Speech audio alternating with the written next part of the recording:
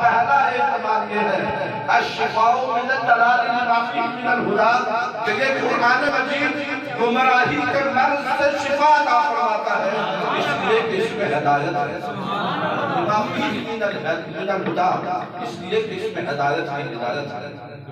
فرمایا پہلی جو احتمال ہے کہ یہ قرآن باعث شفا ہے تو کس اعتبار سے ہے؟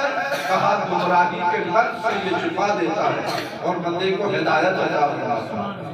اب ہم دیکھتے ہیں کہ وہ گمراہی کے مرض سے کیسے شفا دیتا ہے۔ تو بڑا مشہور واقعہ ہے، آپ نے سنا ہوگا، بڑے جلیل القدر صحابی ہیں جنہیں خلیفہ دوم کہا جاتا ہے، حضرت سیدنا عمر بن خطاب رضی اللہ تعالیٰ عنہ۔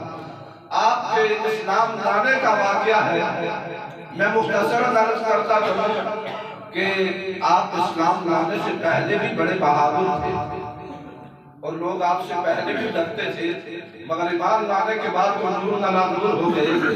تو ایمان لانے سے پہلے، اسلام لانے سے پہلے جناب عمر ایک دن ننگی تلوار لے کے نکلے کہ معاذ اللہ میں آج محمد کو قتل کروں۔